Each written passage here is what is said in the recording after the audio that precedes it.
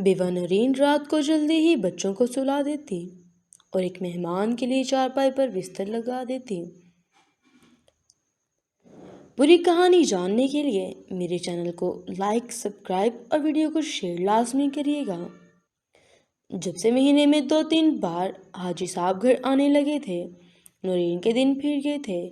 حاجی صاحب خود تو آتے ہی تھے، ساتھ میں گاڑی بھر کر سامان بھی لاتے۔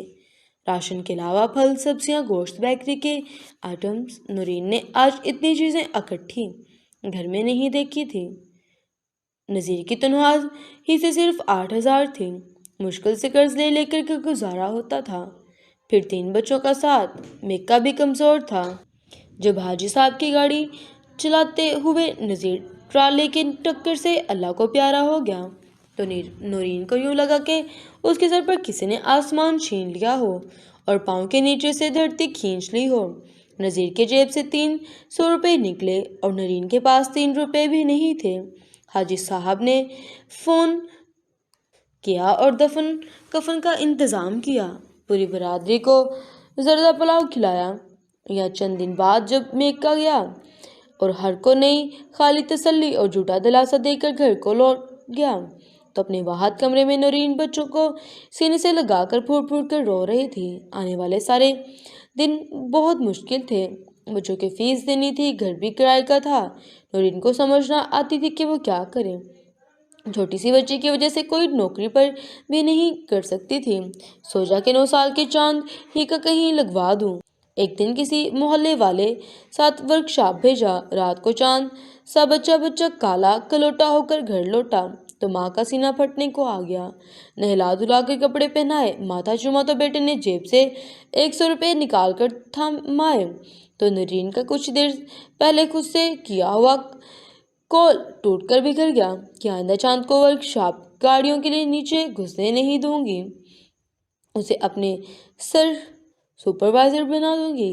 اس کی فیکٹری میں پہلے سے خادم حسین کا بڑا بیٹا دلاور بھی کام کرتا تھا۔ چاند مرضی سے کام پر آتا جاتا، اسے پیسے بھی زیادہ ملتے، کھانا بھی الگ سے اچھا دیا جاتا تھا۔ وہ حاجی صاحب کا منظور نظر تھا اور دلاور چاند سے بہت جلتا اور خار کھاتا تھا۔ پھر دوسرے لوگ بھی آگ کو بھڑکاتے کہتے، تم بھی اسی طرح ڈرائیور کے بیٹے ہو جس طرح چاند ہے، مگر تمہیں کھانے میں ورکرز کے ساتھ دال سبزی ملتی ہے اور وہ مرغا پھاڑتا ہے۔ دلاور اور بھی بھڑک جاتا ہے۔ چاند کی سج دھج اور لباس کو دیکھ کر احساس کمتری کا شکار ہو جاتا ہے۔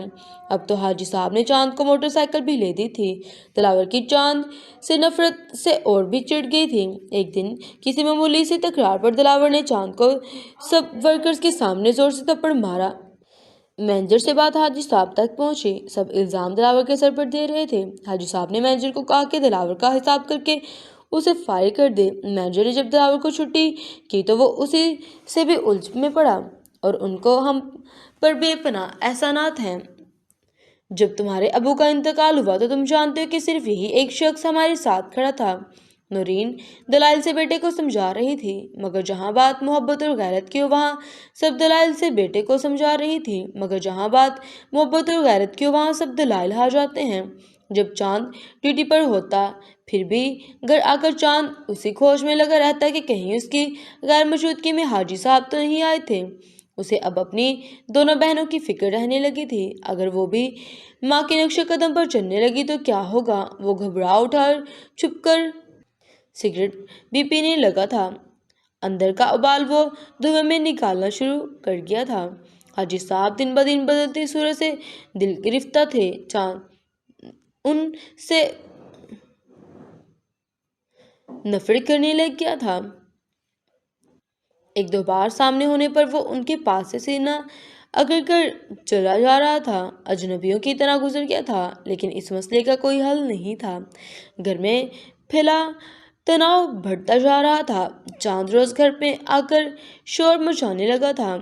کبھی اماں کو کہتا کہ یہ شہر چھوڑ دیتے ہیں، کبھی کہتا کہ میں خودکشی کر لوں گا۔ نورین بہت روتی اور سوچتی کہ اس نے کوئی گناہ تو نہیں کیا۔ وہ حاجی صاحب کی ویسے بھی اگر ماں بری بھی ہو لیکن اولاد اسے برا کہے یا بھلا سمجھے تو اس کا سینہ پھٹ جاتا ہے۔ حاجی صاحب نے چاند کا دبئی کا ویزا لگوا دیا تھا۔ نورین کا بھی یہی خیال تھا کہ وہ اس ماحول سے نکل جائے گا تو سدھر جائے گا، مگر تقدیر میں کچھ اور ہی لکھا ہوا تھا۔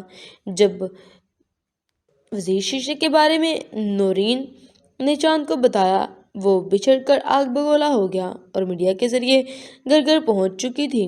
لیکن حاجی صاحب کو اب اس بات سے کوئی فرق نہیں پڑتا تھا کہ ان کی زندگی کا سب سے بڑا نقصان نورین کی جدائی کی صورت میں ہو چکا تھا۔